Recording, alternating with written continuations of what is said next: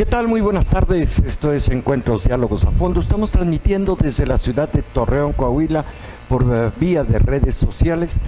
Y hoy vamos a analizar un asunto sumamente importante y preocupante para el país.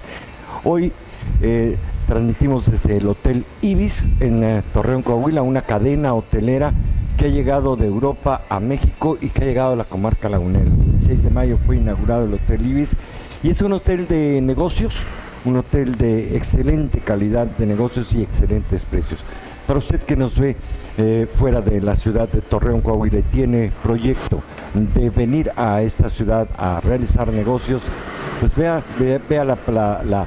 la posibilidad de estar aquí con nosotros en el Hotel Ibis. El tema que vamos a tratar hoy es el tema que ha conmocionado a la economía del país, es lo que ha sucedido en la semana anterior. El pasado martes, a través de un tuit a las 11:30 de la mañana, el secretario de Hacienda, Carlos Ursúa, presentó su renuncia al presidente de la República. Posteriormente le hizo llegar una carta al presidente, carta que se hizo pública y carta en la que, al igual que el director del Seguro Social, Germán Martínez, uno de los primeros altísimos funcionarios del gobierno federal que renunció, explicó los motivos por los cuales dejaba el cargo. En concreto, los motivos es que no se entendió con el presidente o el presidente no le entendió en lo relativo a la economía. Esta renuncia del secretario de Hacienda causó nuevamente una caída en la Bolsa Mexicana de Valores y causó también una nueva devaluación del peso, porque así se llama, devaluación, aunque suba o baje, o dirían una baja en el precio, una nueva devaluación del peso, del que pues todavía no se recupera. Hoy está a 18.65 a la compra y a la venta está más caro, no tengo el dato exacto. Esto provoca un problema en la economía y provoca un boquete.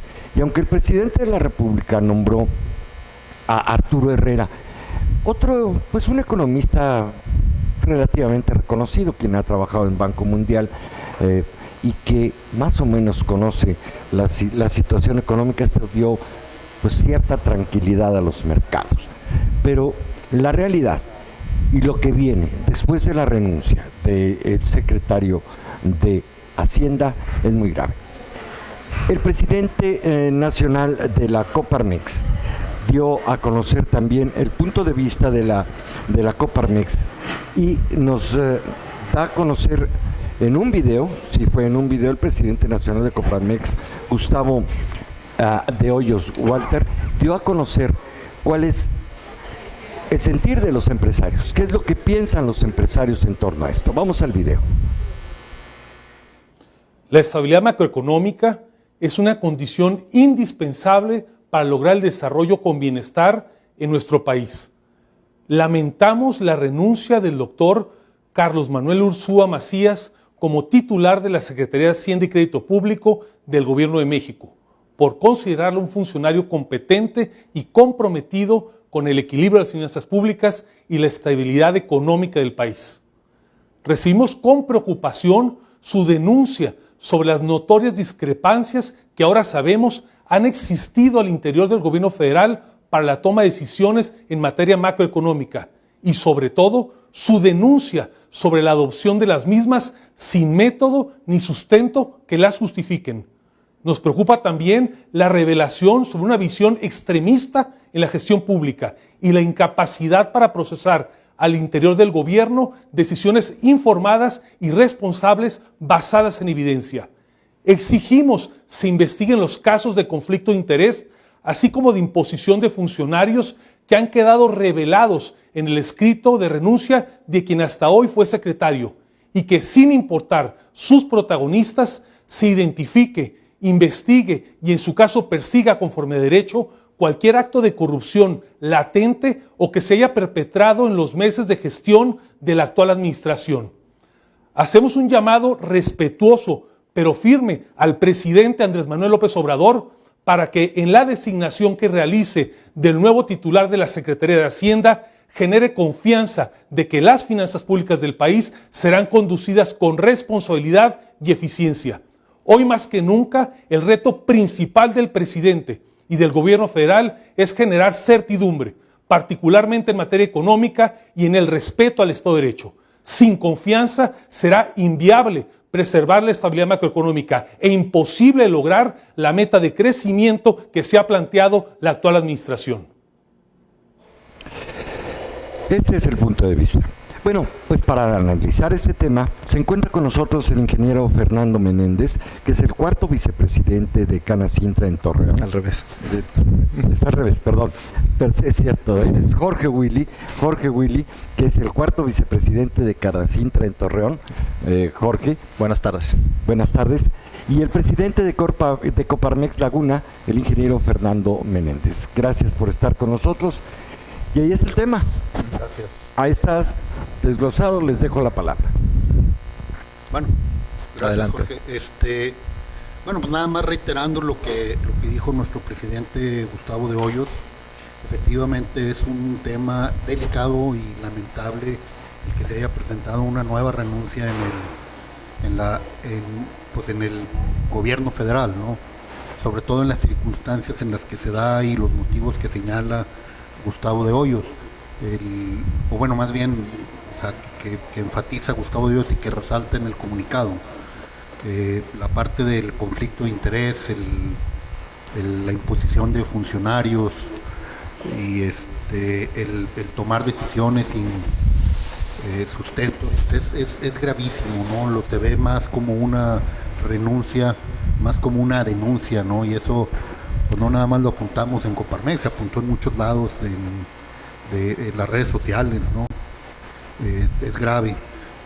Da un poquito de tranquilidad que venga es Arturo Herrera, es un economista conocido que tiene experiencia, ¿no? Tiene un buen conocimiento, sí. Pues habrá que esperar a ver cómo viene también esta cuestión que se menciona, que es lo grave de las imposiciones, ¿no? Ahora, ¿cómo ves tú la situación? A mí lo que me preocupa es que se sigue generando incertidumbre. Eso no es lo que necesitamos en lo absoluto. Ahorita como que es sencillo entender que para que la gente arriesgue, para que el empresario arriesgue, para que el comerciante, industrial, quien sea, los que tienen al final el capital para arriesgarlo, y que para eso se necesita una personalidad particular. No cualquiera pone en la mesa el capital sin saber que va a haber, si va a haber un retorno, va a haber un retorno, hay un riesgo, y correr ese riesgo pues necesita condiciones de certidumbre.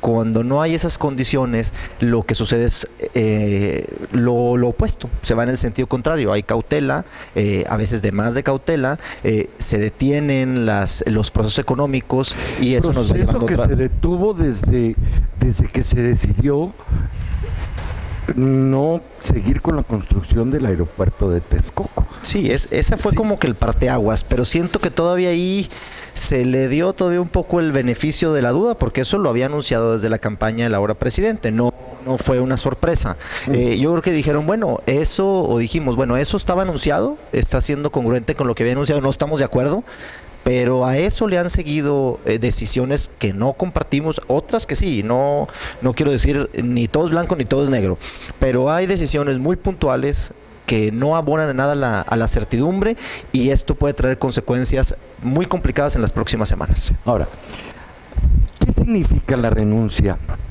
del secretario de Hacienda? El secretario de Hacienda finalmente, amigo de López Obrador, ha sido colaborador de López Obrador cuando estuvo como jefe de gobierno de la Ciudad de México. Ursúa fue el tesorero, y era un hombre que se entendía con el presidente. Pero ¿qué pasaría? ¿Qué ha pasado? ¿Qué deja ver esa carta? Bueno, lo que deja ver es precisamente, yo creo que la falta de una visión clara, o si no una visión clara de lo que quiere el presidente, el permearlo hacia abajo de qué es lo que quiere y hacia dónde quiere llegar. El que haya dicho que hay personas sin conocimiento y funcionarios nombrados o impuestos. Yo creo que es un mensaje claro a decisiones que ha tomado el presidente López Obrador en a lo mejor quitar algunas dependencias y ponerlas en otro lado, o darle privilegios para toma de decisiones en materia de política económica a personas que no están realmente capacitadas o que se contraponen contra la visión que entendió el exsecretario Ursúa. Me queda claro que venían en un proyecto, antes de tomar posición, en un proyecto claro de qué es lo que querían, y a la hora de estarlo implementando, pues chocan. Y ahora, desgraciadamente, digo, y esa parte también hay que tocarla, chocan, renuncia y automáticamente se convierte en un enemigo. Pero esto es una debilidad en el gabinete. Esto está dejando ver, y regresaremos al análisis que tú hiciste de la carta, sí, pero esto está dejando ver el verdadero Andrés Manuel López Obrador. López Obrador pone a competir a su gente y pone a grillar unos a otros contra otros. Les pone orejas, les pone espías, les pone, los contrapone. Ese es el estilo de López Obrador. Ese estilo fue en el gobierno del Distrito Federal, ese estilo fue en la campaña, y de veras platicado por Nico. ¿Ustedes se acuerdan de Nico? El chofer. Nico, el chofer, Sí, bueno. claro. Nos tocó en el trabajo periodístico el castigo de ir a cubrir las campañas de López Obrador, porque si era el castigo, te portabas mal y te mandaban a cubrir una semana la campaña de López Obrador. Bueno, nos tocó en alguna ocasión cubrir este castigo de ir a cubrir una de las campañas de López Obrador. Y cuando parábamos en alguna fonda de carretera, de un restaurancito de carretera, por cierto, de pescado riquísimo en Veracruz, Nico, que era quien manejaba, salía, bueno, en una ocasión salió sumamente molesto. O sea, ya no aguanto al señor, decía. Trae gente que me cuida, y que me cuidan si yo soy el que lo cuido, nos dijo Nico a dos reporteros que íbamos cubriendo el evento. Entonces, con conocimiento de causa, te digo que es parte de su sistema, contraponer a unos contra otros, y esto está sucediendo en el gabinete, y eso es lo muy grave. ¿Por qué? Porque si el jefe de la oficina de la presidencia está contrapuesto contra el secretario de Hacienda, y está contrapuesto contra el director del Seguro Social, y está en contra, y se están cuidando las espaldas y no están haciendo una labor de gobierno. Bueno, eso sí nos deja de entrever que dentro del gabinete prevalece este estilo, ¿sí? ¿Y qué más viste en la carta, Jorge? Además de la carta, y retomando rápido un tema que comentas ahorita, queda ya muy claro que no es lo mismo gobernar la Ciudad de México que gobernar al país completo. Son mundos completamente diferentes. Entonces, creo que funcionarios que pudieron navegar las aguas de la Ciudad de México, ya queda claro que no va a ser el mismo caso, ¿no? Entonces, precisamente el exsecretario Ursúa menciona eso, que ante una decisión que se tiene que tomar, se escuchan voces de gente que no tiene las tablas, ni el conocimiento, ni la experiencia para poder opinar al respecto, gente que en la carta hace ver como influyentes dentro del gabinete, y que se les toma su opinión en temas técnicos y en temas específicos de política pública.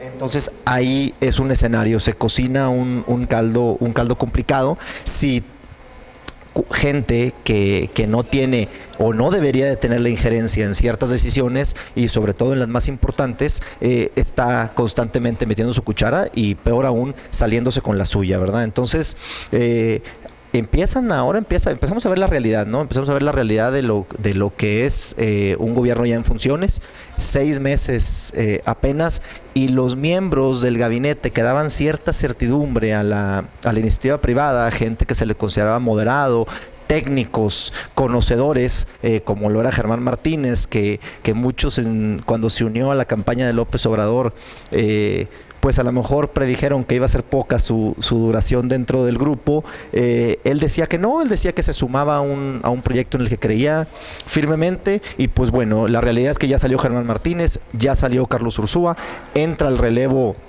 el nuevo secretario, que cuando menos calma un poco las cosas después de su nombramiento, pero esto está por verse. Esta película debe de traer capítulos importantes en las próximas semanas. 7 meses, 7 renuncias, una por mes. Bueno, renuncias ahí un poquito más, pero sí. de otros niveles, sí. Pero sí, perdón. Sí, esa es la pregunta. No, bueno, 7 meses, 7 renuncias. ¿Qué nos dice eso? ¿Qué nos dice Sí, eso? es preocupante, efectivamente, como lo menciona Jorge. O sea, no es lo mismo, para ponerlo así, o sea, no es lo mismo el cantinero que el borracho, ¿verdad? Y es claro que hay gente, sí, muy conocedora, pero que está chocando con ese estilo. Lo que mencionabas tú del estilo, y que se menciona en el comunicado que sacamos en Coparmex, y se lo mencionó en el video, o sea, nosotros, o sea, hay señalamientos puntuales, por ejemplo, de conflicto de interés. Es parte de lo que en campaña ya ha mencionado el presidente, que se van a evitar, y a la hora que se señalan, es su estilo también de darle la espalda a eso. O sea, lo dijo, pero no vamos a investigar. Entonces, si es necesario señalar quiénes son e investigar a ver si realmente se cometieron estos conflictos de intereses, para generar credibilidad, y esa es la credibilidad en la persona y en el gobierno. Falta, como también lo mencionaba Jorge, pues toda la credibilidad y la estabilidad económica en política económica, para que vengan las inversiones y que los mismos inversionistas locales, nacionales y locales, aquí también me refiero a la región. A la región y a todo el país, pues se animen a arriesgar su capital. Pero ese estilo no favorece nada. Y bueno, pues como tú lo mencionas, hay mucha gente que ya sabía que ese era el estilo del presidente Andrés Manuel López Obrador, de cuando no está de acuerdo y cuando quiere imponer, dar el manotazo en la mesa y decir, así se van a hacer las cosas. Pero ¿sabes qué es lo que muchos analistas políticos estos días han dado kilómetros y kilos o toneladas de tinta sobre el tema? Uno de los asuntos que ellos abordan es que dentro del gabinete no hay proyecto, no existe proyecto. Un analista decía, dentro del Plan Nacional de Desarrollo, dígame usted, ¿cuántos proyectos carreteros hay en el país? ¿Cuántos proyectos para la construcción o ampliación de los puertos marítimos? ¿Cuántos proyectos hay para nuevas escuelas? ¿Cuántos proyectos hay para más hospitales? Que el país requiere de más hospitales. ¿Cuántos proyectos hay para? Y en el Plan Nacional de Desarrollo no hay nada, no hay más que un hermoso poema de ideología socialista y a favor de Morena, pero no hay un Plan Nacional de Desarrollo. Y con esto quiero llegar a cuando el presidente, que es el primer sorprendido, le dice que él va a aceptar y que él no dice mentiras y que dirá la verdad. Dice que tuvieron diferencias en cuanto al Plan Nacional de Desarrollo. Pues obvio que hay diferencias en cuanto a un Plan Nacional de Desarrollo, porque ese es el proyecto con el que se convierte en ley cómo se va a gobernar. ¿Sí? Entonces, dice que tuvieron diferencias en cuanto al Plan Nacional de Desarrollo. Posiblemente una de esas diferencias era, bueno, pues ¿cuántas carreteras? Sí, aquí poniéndole un poquito de contexto a la situación, siento que si nos vamos un poquito hacia atrás, es importante ver el tema de la corrupción, que fue la bandera que, pues, con la que se navegó la campaña del ahora presidente López Obrador. Creo que le dio la fuerza. Es que le sigue dando la fuerza. Es que esa también habrá que analizar un poquito los gobiernos anteriores. Dieron mucho material, pusieron muchas herramientas sobre la mesa para que hubiera un margen de acción extremadamente grande y que se pudieran tomar decisiones, como comenta Fernando, a base de un manotazo, y para que temas ideológicos a lo mejor ahorita se permita todavía que se sigan, se prefieran a temas prácticos. Entonces, cuando el paquete que tienes de armamento está tan grande como siento que era en este caso, porque el tema de la corrupción era lo que ya asqueaba al país completo, y siento que se vio la esperanza cuando menos de mitigar esa parte con el proyecto de López Obrador. Pues ahora le están dando un poco de tiempo y le pasan cosas y dicen, bueno, pues es que es consecuencia de lo mismo, y es que es parte de estar combatiendo la corrupción. Esa gasolina, ese tanque de gasolina también va a tener un límite. Cuando la gente empiece a perder su empleo, cuando la gente empiece a vivir la inseguridad que viene a consecuencia del desempleo, entonces ya esos temas dogmáticos van a empezar a ser más difíciles de llevar en el día a día, en las conferencias y en los planes, o en la ausencia de planes, como comentas tú ahorita. Entonces, la economía al final se impone ante todas las cosas y no se puede tapar el sol con un dedo. Si viene en los próximos meses, que esperemos que no sea así, el tema de una recesión económica, van a empezar a darse consecuencias que ya son imposibles de estar tapando o matizando. Alcanza hasta cierto punto. Yo espero que no sea el caso. Yo espero que el camino se corrija donde evidentemente hay que corregir, y que se siga en lo que se está haciendo bien, sin conocer a fondo el tema, pero habrá algunas decisiones que han resultado acertadas, habrá otras que no. Lo preocupante es que yo quisiera ver alguna vez en la que se diga, pues sí, reconozco que hay que corregir el camino aquí, acepto que es mejor por este lado. Está por verse eso todavía. Es perfecto, muy bien. Mira, ese tema que has dado acerca de recesión, quiero que lo veamos un poco más adelante porque es muy grave, y desglosemos este tema. Lo que dice Jorge Fernando es totalmente apegado a la realidad. Si no hay un proyecto de nación, si hay un proyecto de caprichos, pues ¿a dónde vamos a parar?, diría el Buki, ¿no? Sí, efectivamente. No, bueno, sí, o sea, efectivamente, repitiendo, el Plan Nacional de Desarrollo y también fue una postura de Coparmex muy firme, pues es un compendio de ideologías en el decir qué queremos, pero no hay el cómo ni el cuándo. Y eso es muy grave, y esa parte, como lo dijo ahorita Jorge, o sea, no vemos un momento en que haya a ver, vamos a hacer una pausa, vamos a ver qué estamos haciendo, y de reconocer qué se está haciendo mal y corregir, o es decir, bueno, esto, o sea, no está dando los resultados. Digo, es tan fácil como decir, o sea, no decir que me equivoqué o que estoy mal, no está dando los resultados tan rápido, o los resultados que queríamos, hay buenos resultados, pero podemos mejorar. Al menos eso, o sea, eso es lo que se esperaría, y daría más confianza, mucho más confianza en que sí se está escuchando a los externos del lo que pasa es que voy a decir el círculo, pero como bien decías tú, pues, o sea, más bien hace células que enfrentan, ¿no? Sí. Entonces esa parte sí es delicada, y esa parte del hacer un alto en el camino, digo, todos los hacemos, todos los empresarios los hacemos, todo el mundo, como personas incluso, hace un alto en el camino y decir, a ver, caray, esto lo estoy haciendo bien, esto lo estoy haciendo mal.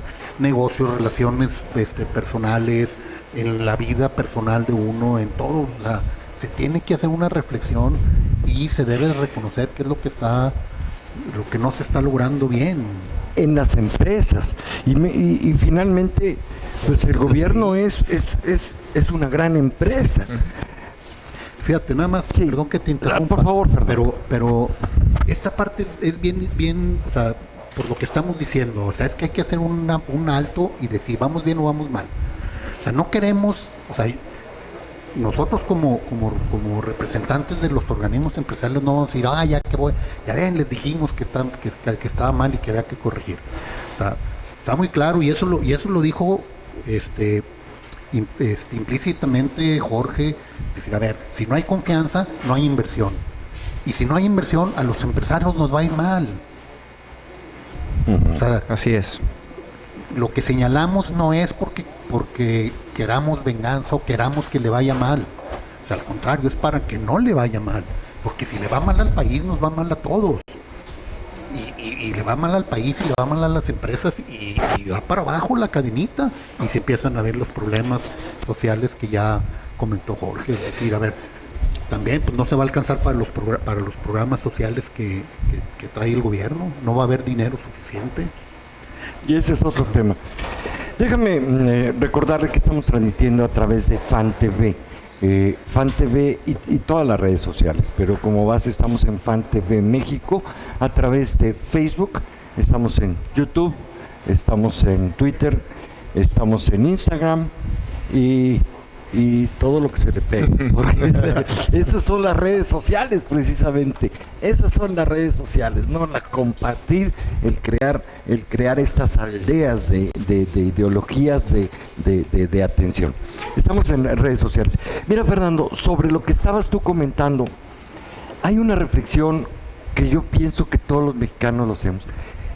Seamos de la ideología que seamos y la ideología del partido al que tengamos simpatía o no la tengamos. Nadie queremos que a México le vaya mal. Y nadie queremos que le vaya mal al presidente, porque si le va mal al presidente, le va mal a México. ¿Sí?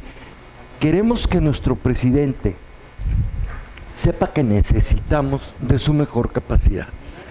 Queremos que nuestro presidente sepa que lo que acabas de decir, Fernando, que hay que reflexionar, que hay que ver lo que funciona y lo que no funciona, lo que le hace bien al país y lo que no le hace bien, y dejar la testarudez de imponer un sistema socialista que en México no queremos.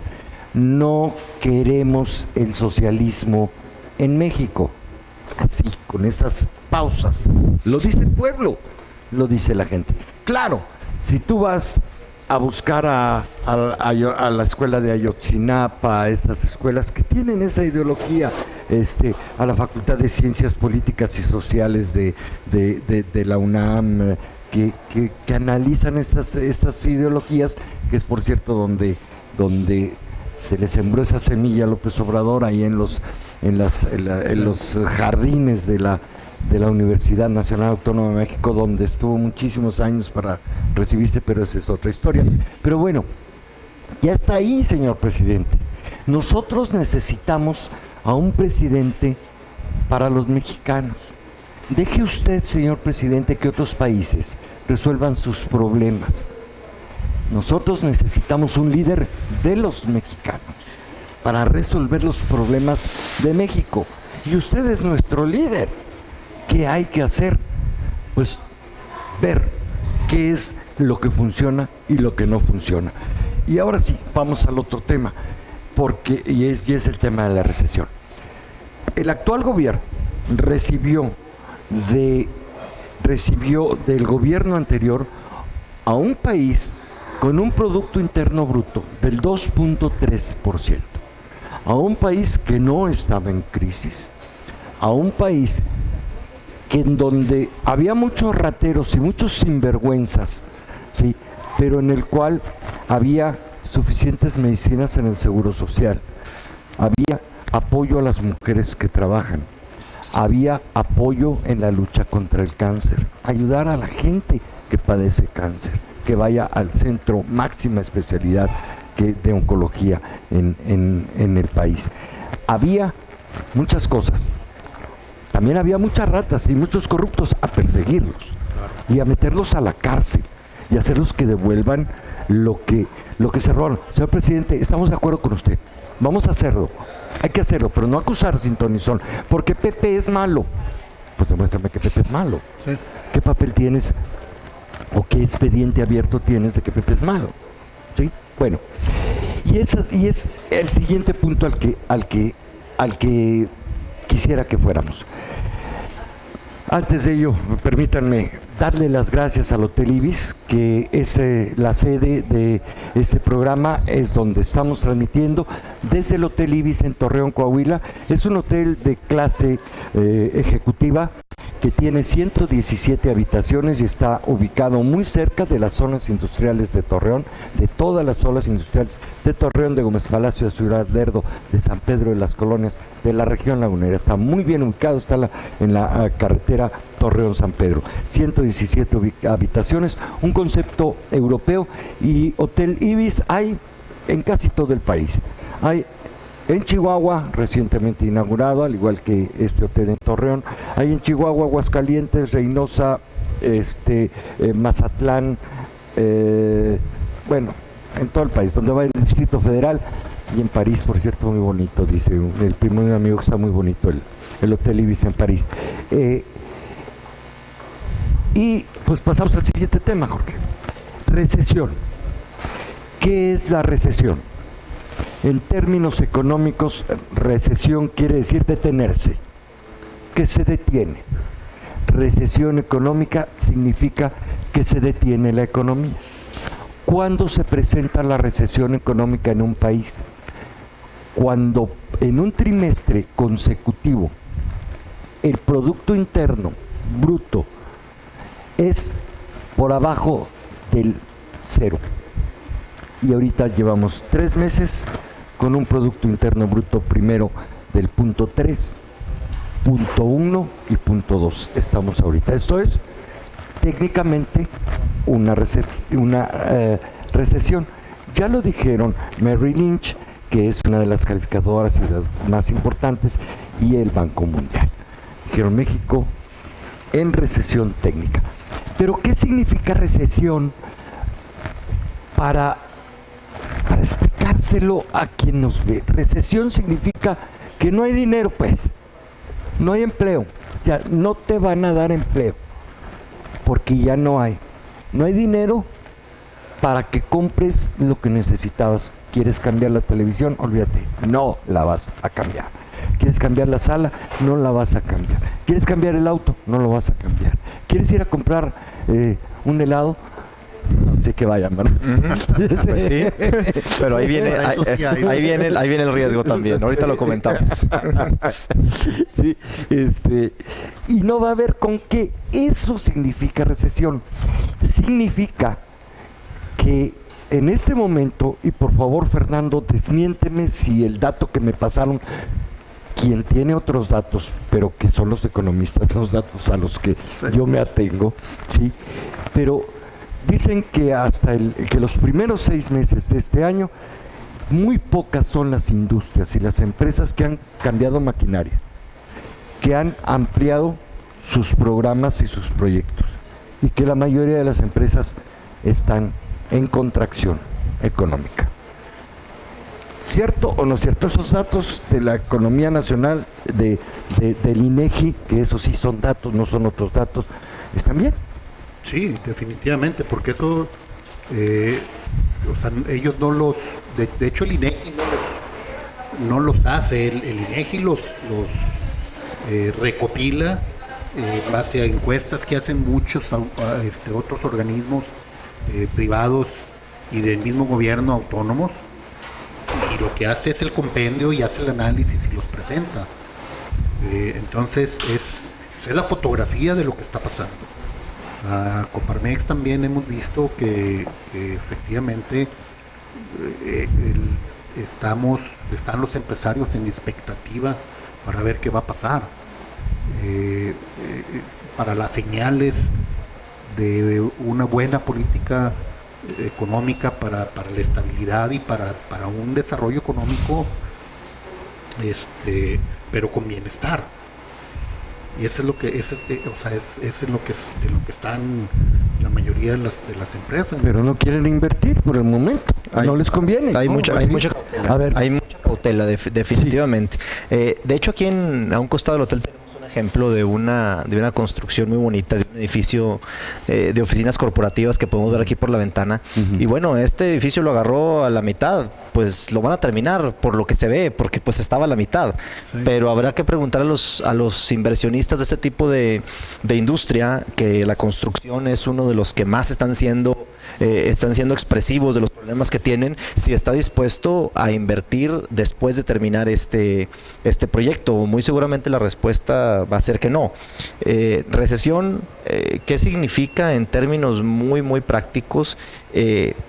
Lo adelantaste, al no haber inversión, o al no ampliar las inversiones, o al tener demasiada cautela, pues bueno, el flujo de efectivo por sueldos, por utilidades, por bonos, por lo que sea, empieza a contraerse. Al empezar a contraerse, la gente empieza a ser más selectiva para gastar.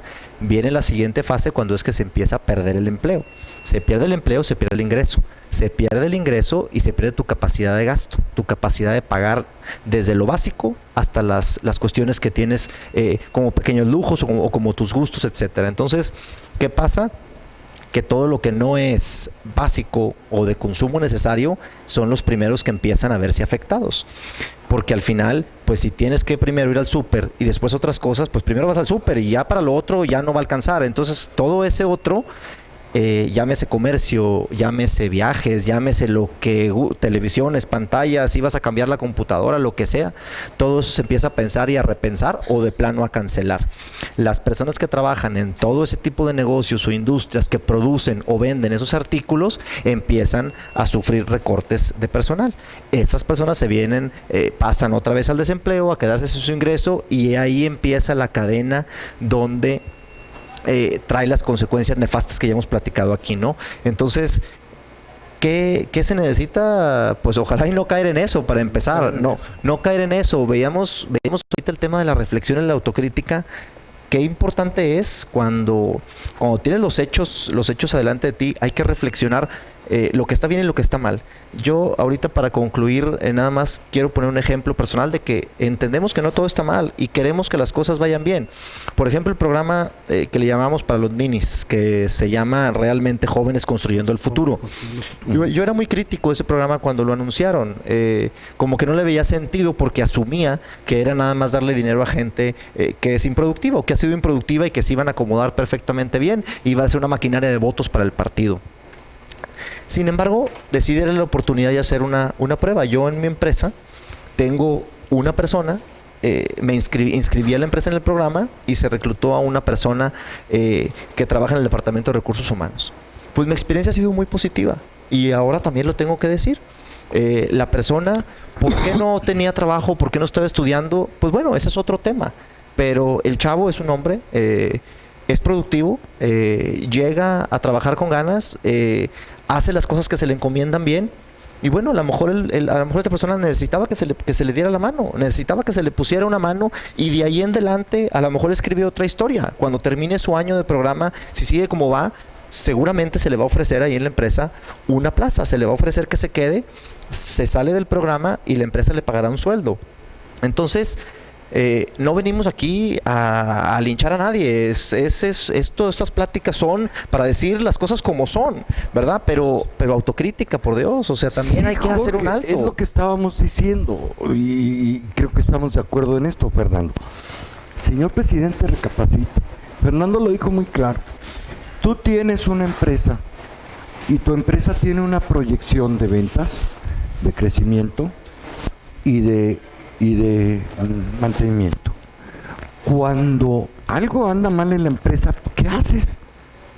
Reflexionas, ¿no? Claro. ¿Qué es lo que haces? Bueno, eso es la parte de la planeación estratégica de toda empresa. Y eso yo creo que se hace continuamente. hay juntas mensuales donde se revisan los resultados y decir, a ver, qué está pasando, qué se está haciendo mal. ¿En base a qué? Al plan, vamos a llamarlo, el Plan Nacional de Desarrollo de la Empresa. Claro, y que todas las empresas lo tienen, plan anual. Claro. Es que sí. si no funciona. Ujú. Sino a dónde vas. Ujú. Exactamente, y es decir, a ver, digo, es muy fácil, o sea, quiero vender más, sí, a ver, pues nomás dime cómo.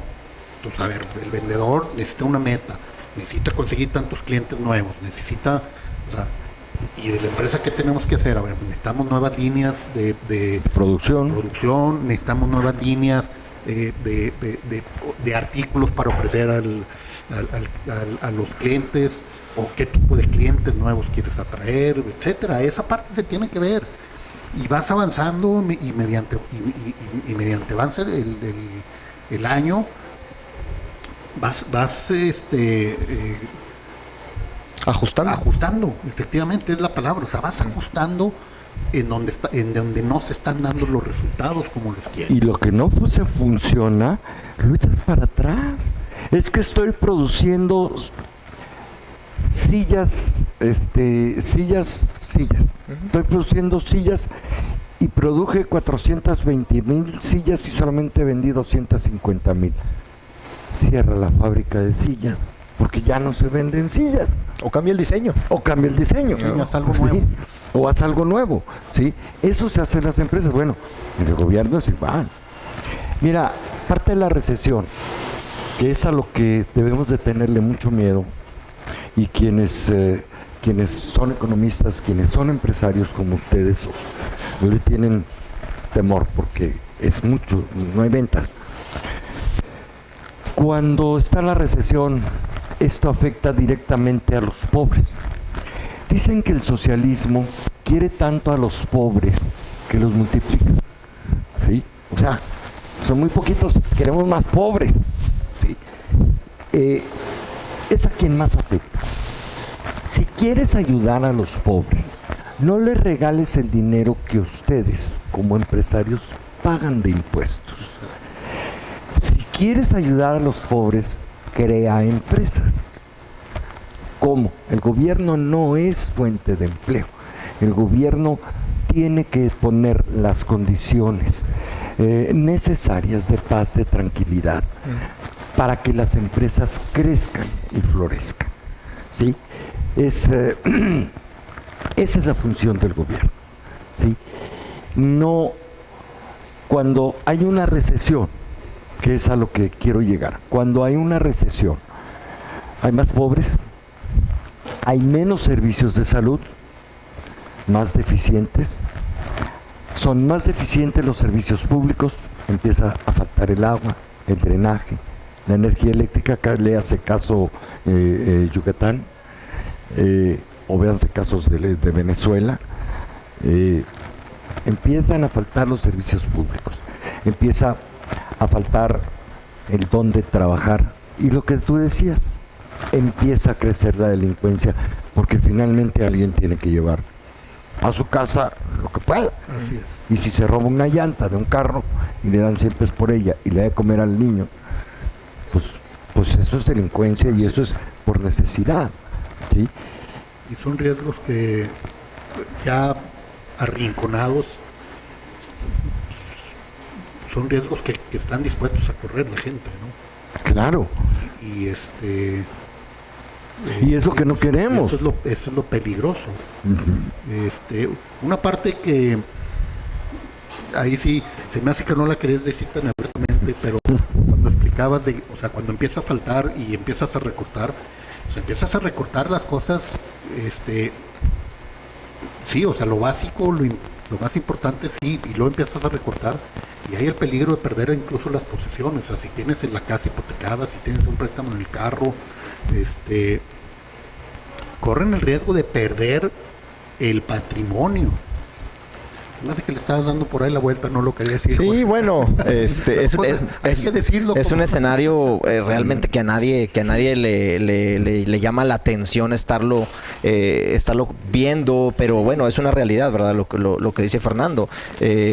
Yo considero, salvo su mejor opinión, que estamos a tiempo de hacer ciertos ajustes en el camino, Y otro tema que Canacintra Nacional y Coparmex han sido muy puntuales, no hay en el Plan Nacional de Desarrollo o se asoman 2 o 3 palabras de investigación y desarrollo, innovación, todo este tema que va tan rápido en otras partes del mundo. Venía ahora el presidente de la delegación local de Canacintra de una gira que fue invitado por parte del gobierno del estado a China.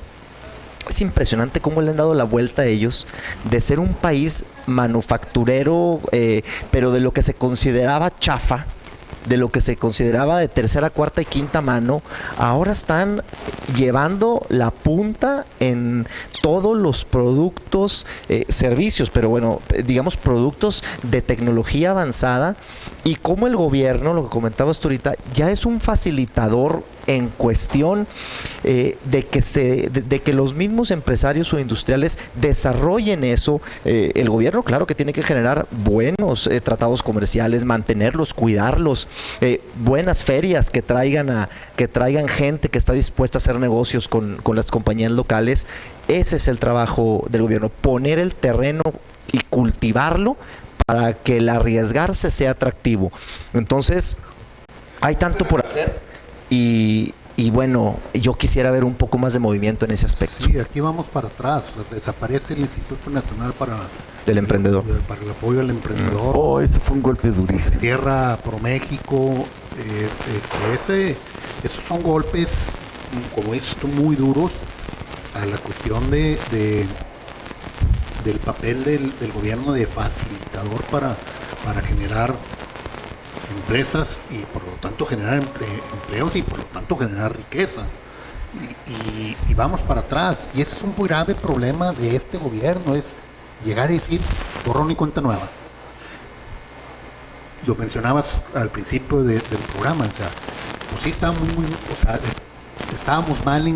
muy mal en cuanto a corrupción, en cuanto a malos manejos de algunas dependencias, pero se atendía a los que se tenían que atender, o sea, el cáncer, las mamás trabajadoras con las guarderías infantiles, había promoción turística, había apoyo a los emprendedores. Ahorita es borrón y cuenta nueva, y ese yo creo que es un grave error, porque es parar toda la inercia, y como sabemos, bueno, los que somos ingenieros, el arranque es el más difícil. O sea, empezar de cero, esa es la parte esa es la parte preocupante y en la que realmente no estamos de acuerdo. Es decir, a ver, para todo y empieza otra vez. Es que eres neoliberal. Sí, eres neoliberal. Y ahí está el problema. A ver, señor. Ok, socialismo no funciona en México. México tuvo esfuerzos por los últimos 30 años para figurar entre los países competitivos y poder dar bienestar a su gente. La manufactura de automóviles, por ejemplo, fue una de esos esfuerzos que se hicieron para atraer a esas empresas y dar de beneficio al país, ¿sí? Y funcionaron. Eso puede ser parte del neoliberalismo. El comunismo o el socialismo del siglo XXI, que parece ser que es la doctrina que quiere adoptar el actual gobierno, no habla de eso, sino habla de que el Estado es el que tiene que dar todo, tiene que ser el que dé los empleos, el que haga la producción. Eso no funciona en México, no lo queremos. Nunca ha funcionado. Nunca. Es más, digo, hablando de evolución, pues hay países, bueno, China, como comenta Jorge, o sea, es un país declaradamente comunista, pero el gobierno ya se dio cuenta que esa parte del comunismo donde es 100% intervención del gobierno para generar y para, o sea, no es el papel. El papel es, yo no voy a generar empresas, yo no voy a generar empleos, voy a facilitar para que lo hagan. Y todo lo demás lo sigue manteniendo en un régimen sumamente cerrado como comunistas. Controlan muchas cosas. Pero esa parte, o sea, ya se dio cuenta de que si quieren sobrevivir con un régimen, con las políticas y los programas sociales para apoyar a la gente, o sea, el dinero viene de los empresarios y ellos no son empresarios. Es que el gobierno no se empresa. Así es. Y el mismo presidente lo ha mencionado, nada más que pues hace falta que se lleve a los hechos. Pero pues lo es ha que mencionado. como dice una cosa, dice la otra, hombre. Ese es el problema. Ahí está el Ese es el- problema. Como dice una cosa, dice la otra. Dice porque que el gobierno solo no puede, que necesita la inversión privada, que necesita la inversión extranjera, pero después al siguiente día se hace otra cosa que habla un poquito en contrario de eso. Eso no abona la certidumbre. Regresamos al mismo punto.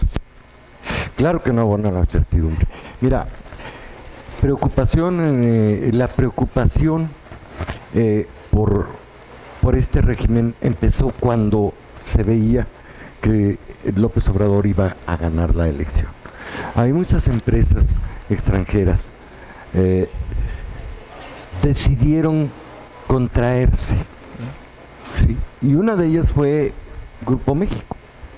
Grupo México se contrajo, dejó de realizar nuevas inversiones, dejó de realizar exploración, dejó de contratar más personal hasta que no hubiera una certeza de quién iba a ser el gobernante en México.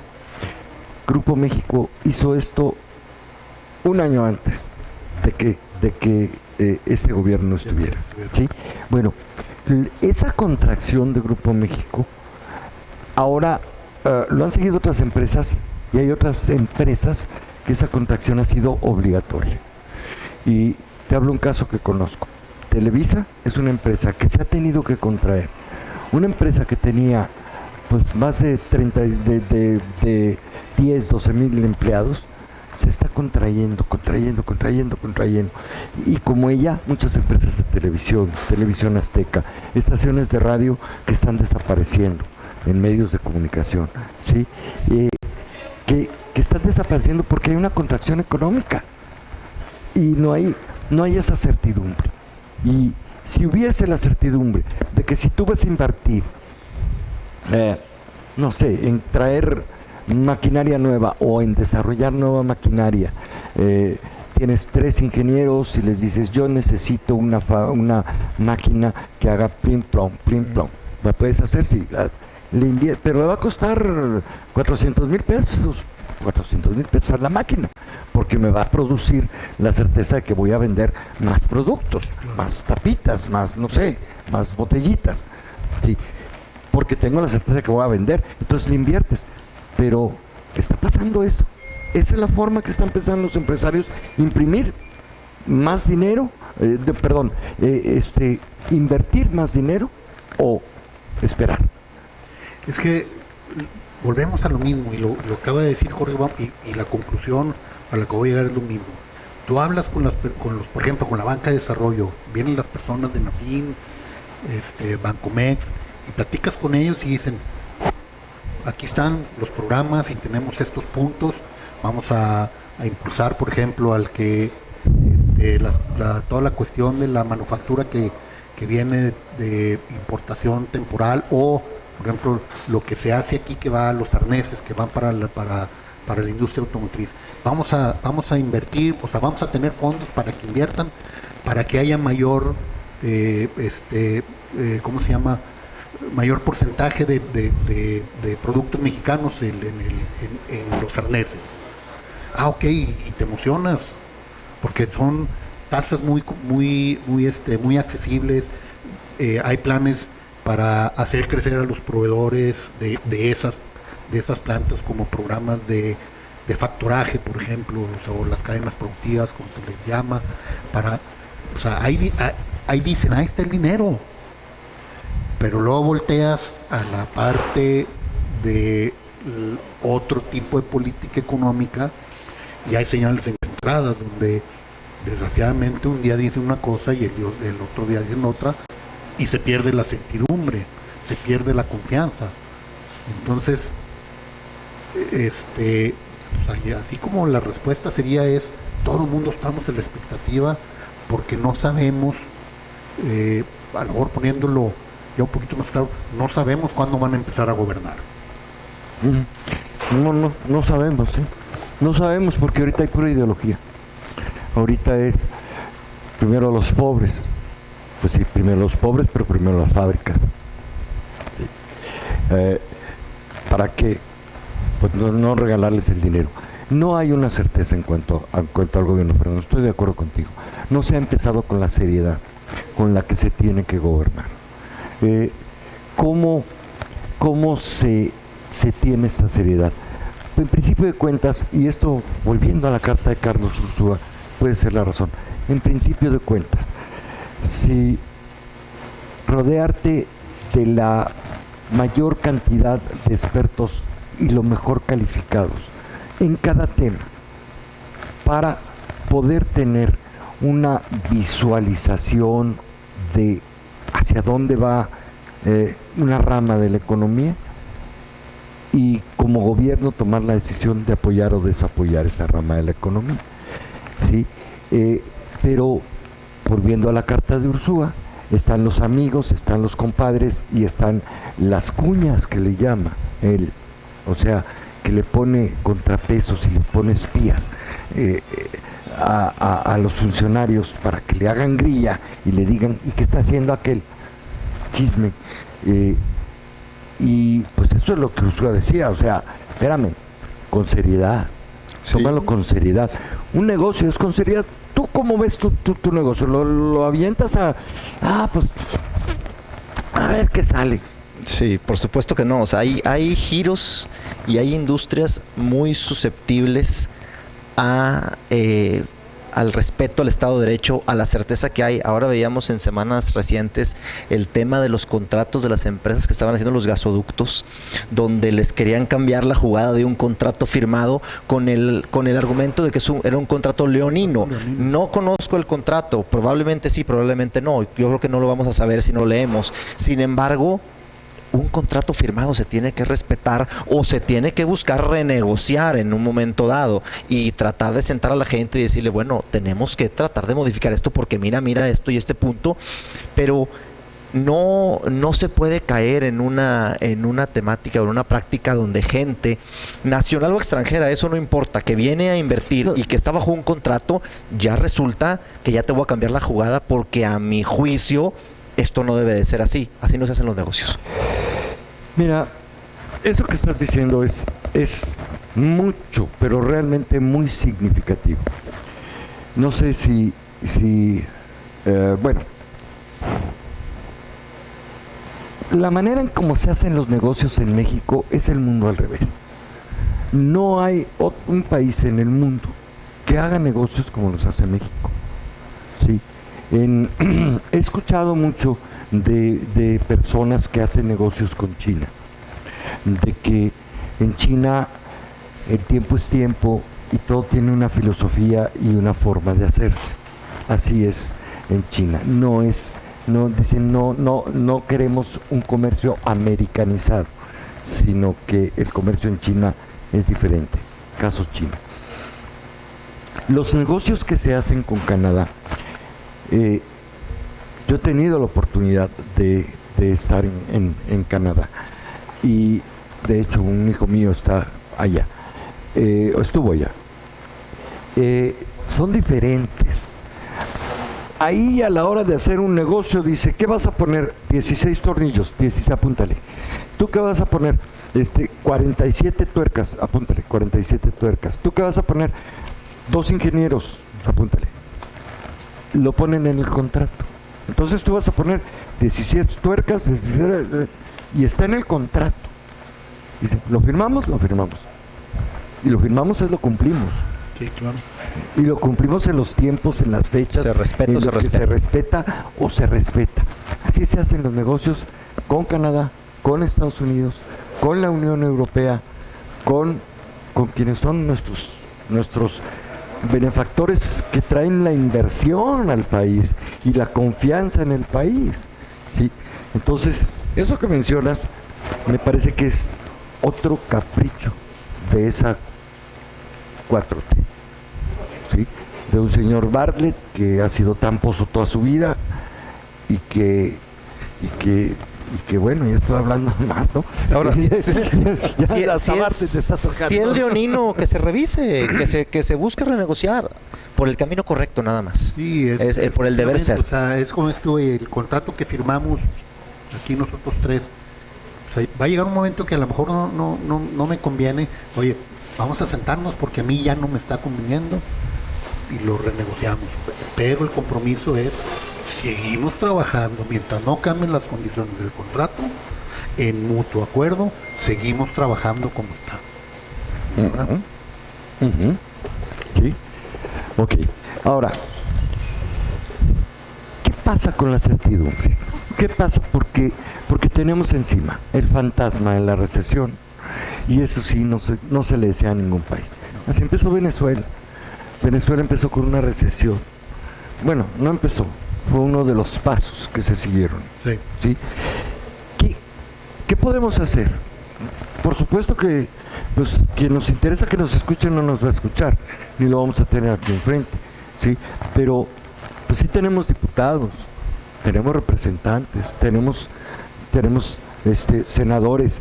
Coparmex tiene un hombre de muchos pantalones, muy combativo, pero muy combativo, el presidente nacional de Coparmex, ¿sí? Que pueden parársele enfrente al presidente y decirle, pero ¿qué hacemos? ¿Qué sugieren ustedes, que son los hombres de los negocios? Yo considero que debemos, primero, de seguir adelante, con un espíritu crítico, sí, siempre con una visión de sumar, siempre con una visión de aportar, siempre con una visión de no ser nada más el no por el no, pero siempre diciendo lo que es. No nos podemos en alguna parte de este camino hacer a un lado, porque si nos hacemos a un lado, entonces ya no hay manera de que pueda haber el más mínimo contrapeso. Como dices tú, es difícil a veces hacerse escuchar, pero ante la suma de las voces es más probable que se tome en cuenta lo que me digas, a la voz que sea de una sola persona o de dos o de tres. Entonces, en un espíritu siempre de ser una fuerza que aporte en todo lo que está de nuestra parte, como empresarios, como representantes o como industriales o como comerciantes o como lo que sea, levantando la voz, cuando sea para bien, habrá que decirlo, cuando sea para mal, hay que señalarlo, y el tiempo irá diciendo, pero la voz de parte de Canacintra, y estoy seguro que de Coparmex también, ahí estará. Canacintra también es muy combativo, pero pues es que si tienen una comida con Carlos Ursúa, como la que tuvieron, o ahora con Arturo Herrera, yo creo que habría que darle manotazo, ¿no?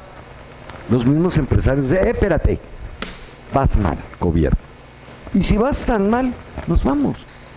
Y se retiran los capitales. ¿Te acuerdas con López Portillo cuando se dio la fuga de capitales? Tú estabas muy joven, sí, pero yo recuerdo también, yo también estaba muy joven. Yo estaba muy joven, Fernando, también.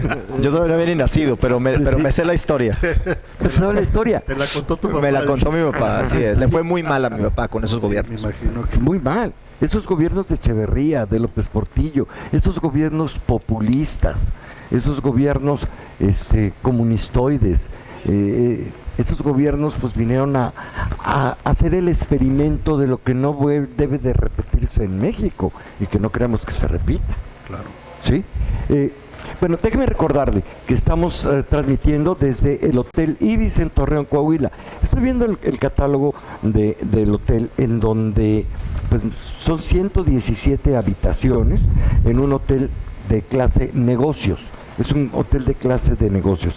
El Hotel Ibis cuenta con un excelente restaurante, pero excelente restaurante con comida internacional, con un excelente buffet, y pues está abierto también para toda la familia. En el Hotel Ibis lo estamos esperando. Estamos en el Boulevard Torreón San Pedro, a unos cuantos metros del estadio de fútbol. Y además, 799 pesos la habitación sencilla. Esto ya está como empresa, lo ves, ¿no? Es un regalo. Sí, es un regalo, la verdad. El hotel está excelente. voy a invitar a unos empresarios de Aguascalientes, pues los hospedas aquí, por supuesto. Así es, excelente opción. Y además, instalaciones nuevecitas. El 26 de mayo se inauguró este hotel. El 26 de mayo, o sea, una excelente ubicación también. Sí. Ahora, para concluir, y vamos a cerrar porque ya estamos sobre esto, sobre el tiempo. ¿Qué es lo que va a pasar en México? No queremos esta recesión, no la queremos. ¿Qué hacemos? Sí. No, bueno, lo mencionaba Jorge y lo hemos mencionado. O sea, necesitamos de la participación de todos. Necesitamos hacernos escuchar. Por ahí hay, lo maneja, por ejemplo, Gustavo de hoy. O sea, muchos tenemos que hacer poco para que uno solo no tenga que hacer mucho. Entonces, si todos ponemos nuestro granito de arena y señalamos las cosas que están mal y aplaudimos y apoyamos las cosas que están bien, vamos a avanzar. Si no, no hay manera de hacerlo. O sea, el esfuerzo de unas pocas personas, o sea, va a quedar en, pues sí, hice el esfuerzo y todo el mundo lo conoce porque es el único que se enfrenta. Y esa parte es la que no se vale. Decir, mira, es que fue el único que se enfrentó. Entonces, no. O sea, la invitación y la propuesta es, necesitamos de la participación activa de todos los ciudadanos y en el papel que nos corresponde. O sea, ahorita a mí me corresponde como representante de un organismo empresarial. Al rato que no esté, pues soy empresario y además soy ciudadano. Es que no queremos que le vaya mal al presidente. Claro que no.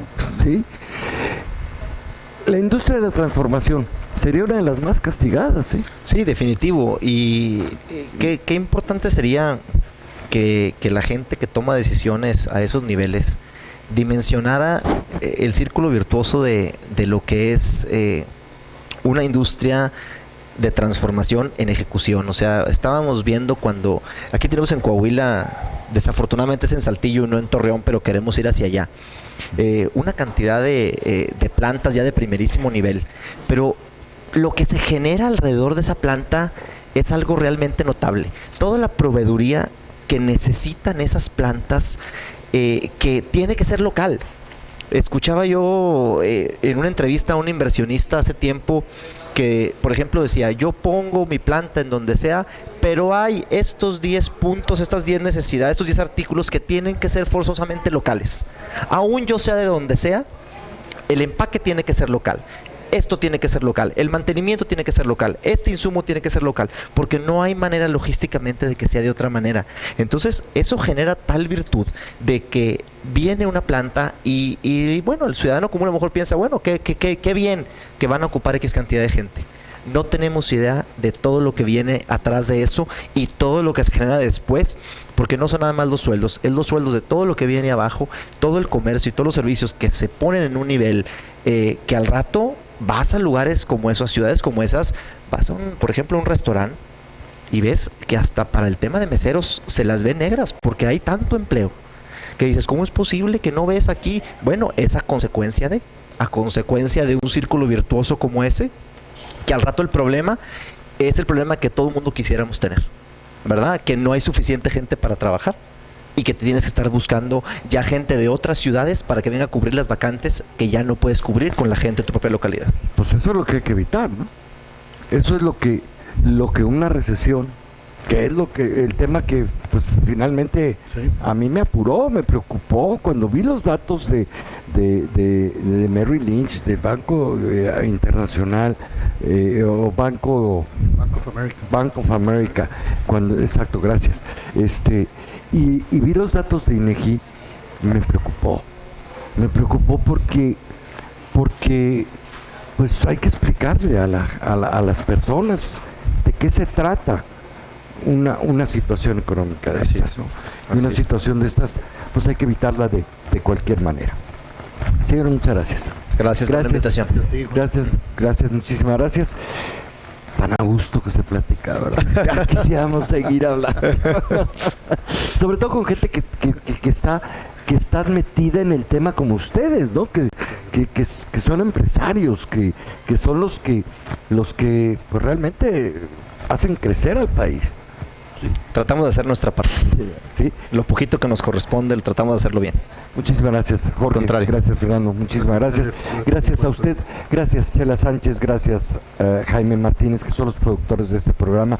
Y gracias al Hotel Ibis por la hospitalidad. Les recuerdo que el Hotel Ibis tiene 117 habitaciones. Todavía tenemos, ¿verdad? Sí, todavía. Así que si piensa pasar el fin de semana en la comarca lagunera, aquí lo estamos esperando en el Hotel Ibis. Y lo esperamos el próximo sábado en Encuentros y Diálogos a Fondo. Gracias, buenas tardes.